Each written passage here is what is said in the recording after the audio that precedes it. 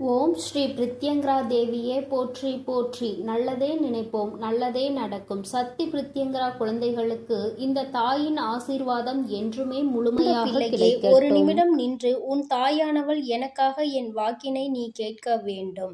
என் பிள்ளையே, எனக்காக நீ கேட்க வேண்டும் என்று உன்னை சொல்வதற்கு காரணம், என் பிள்ளையே, உன்னுடைய வாழ்க்கையில் நீ படுகின்ற கஷ்டங்களை பார்த்து உன்னை விட அதிகமாக வேதனைப்பட்டு கொண்டிருப்பது உன் தாயானவள் நான்தான். அதனால் என் வாக்கினை நீ கேட்டுவிட்டால் உன்னுடைய கஷ்டங்களுக்கெல்லாம் தீர்வு கிடைத்துவிடும். அதோடு இந்த தாயானவள் நானும் மகிழ்ச்சி அடைந்து விடுவேன் அல்லவா?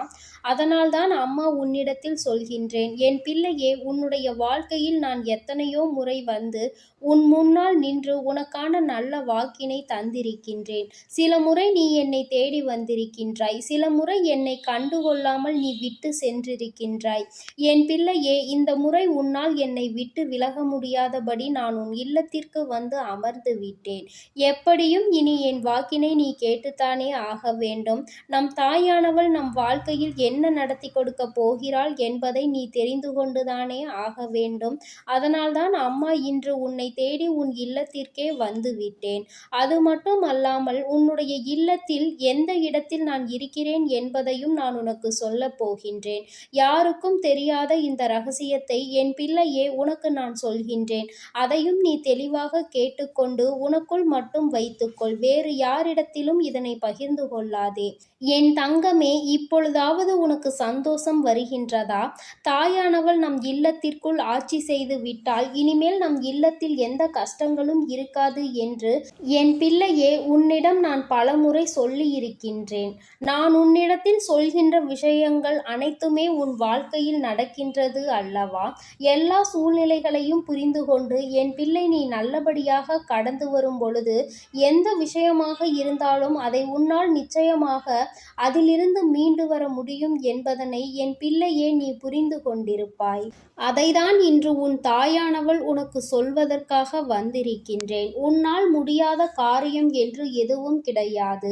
நிச்சயமாக எந்த சூழ்நிலையில் இருந்தாலும் என் பிள்ளையே உன்னால் அதிலிருந்து மீண்டு வர முடியும் என்பதை முதலில் நீ புரிந்து கொள். இது நாள் வரையிலும் நீ பட்ட கஷ்டங்கள் எல்லாவற்றிற்குமே உனக்கு நல்ல பதில் கிடைக்கும் என்பதனை நீ நிச்சயமாக புரிந்து கொள்ள வேண்டும்.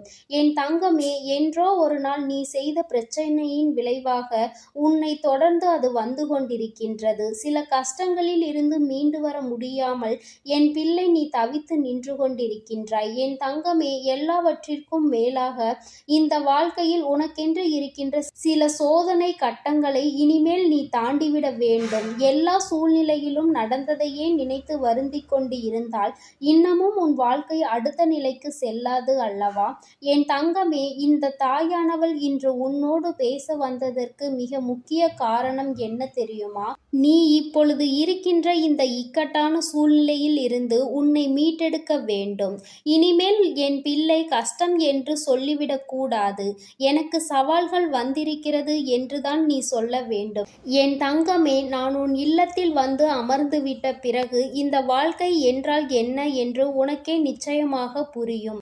இத்தனை நாட்களும் நீ பட்ட கஷ்டங்களுக்கு உனக்கு நல்ல பதில் கிடைக்கும். எதனால் இந்த வாழ்க்கை நமக்கு இப்படி ஆகிவிட்டது என்று புரிதல் உனக்கு கிடைத்துவிடும். இல்லை என்றால் அதற்கான ஒரு நல்ல தெளிவும் சரியான புரிதலும் உனக்கு கிடைத்துவிடும். நிச்சயமாக என் குழந்தையே, இந்த வாழ்க்கையில் அடுத்தது என்ன செய்ய வேண்டும் என்று யோசிக்க தொடங்கி விடுவாய். எல்லாவற்றிற்கும் மேலாக உனக்கு என்ன செய்து கொடுக்க வேண்டும் என்று உன் அம்மா நான் யோசிக்கின்றேனோ அதையும் நான் உனக்கு நிச்சயமாக செய்து கொடுத்து விடுவேன். தெய்வத்தை தினமும் காண்கின்றோம், தினமும் தீபம் ஏற்றுகின்றோம். செவ்வாய்க்கிழமை வெள்ளிக்கிழமை ஆனால் ஒரு கிழமை கூட தவறாமல் நாம் தெய்வத்தை வணங்குகின்றோம். இத்தனையும் செய்து என்ன பலன்? நம் வாழ்க்கையில் என்னதான் நடக்கிறது? தெய்வம் நமக்கு அப்படி என்ன பலன்களை தான் கொடுத்திருக்கிறது என்று என் பிள்ளை நீ நினைத்து வேதனைப்படுகின்றாய் அல்லவா? என் தங்கமே, இந்த வேதனைகள் சோதனைகள் எதுவும் இல்லாமல் உன் வாழ்க்கையில் இனிமேல் உனக்கு நல்ல விஷயங்கள் எல்லாமே நடக்க தொடங்கும். எல்லாவற்றிற்கும் மேலாக தெய்வத்தை வணங்கியதற்கு பலன் உனக்கு நிச்சயமாக கிடைத்துவிடும். என் குழந்தையே, நீ இதனால் எத்தனை கஷ்டங்களையெல்லாம் அனுபவித்தாய் என்பதற்கான புரிதல் உனக்கு கிடைத்துவிடும். உன் பக்கம் இருக்கின்ற தவறு என்ன என்பதை உன்னால் புரிந்து கொள்ள முடியும்.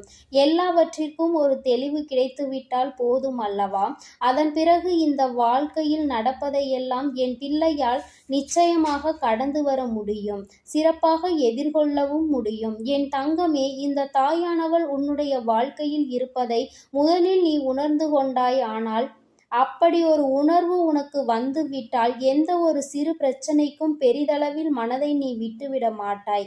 என்ன நடந்தாலும் அதிலிருந்து மீண்டு வர முடியும் என்ற நம்பிக்கை உனக்குள் வந்திருக்கும்.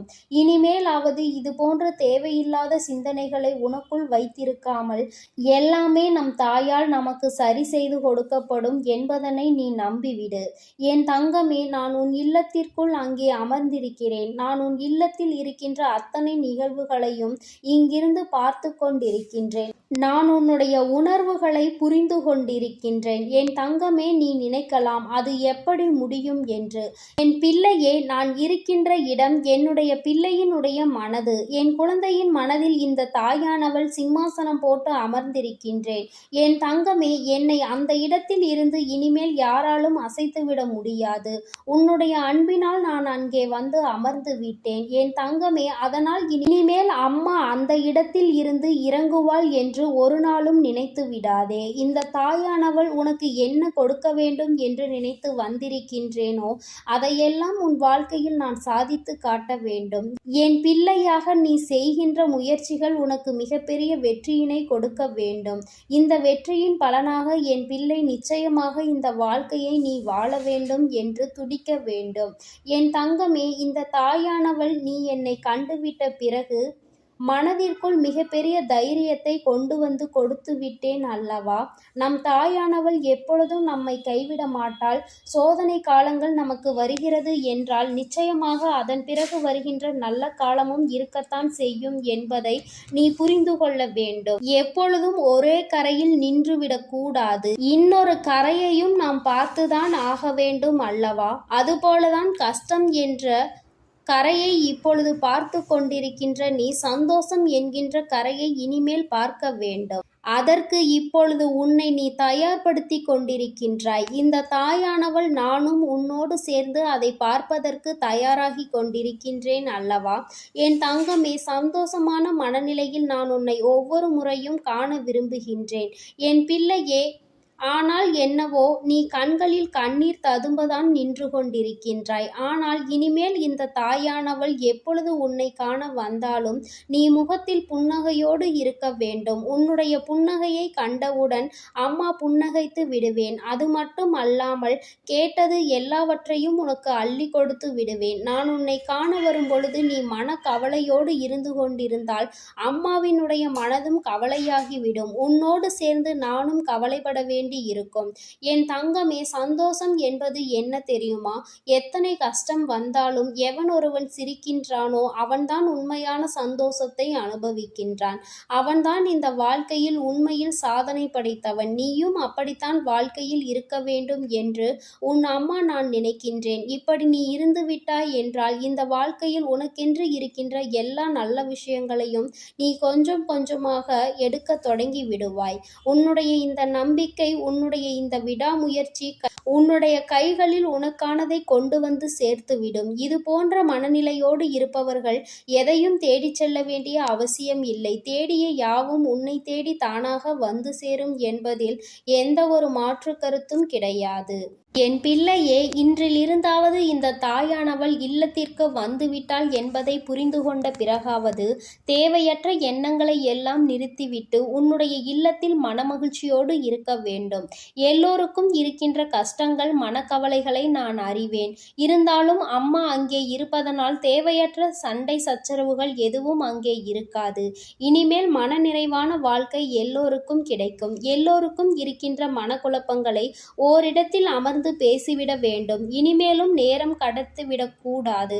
கிடைக்கின்ற நேரத்தை பொன்னான வாய்ப்பாக பயன்படுத்தி கொண்டு உன்னுடைய வாழ்க்கையில் பல தவறான விஷயங்களை சரி செய்து கொண்டு விட வேண்டும். மனதில் இருக்கின்ற எண்ணங்களை வெளிப்படையாக பேசினாலே பிரச்சனைகள் முடிந்துவிடும்.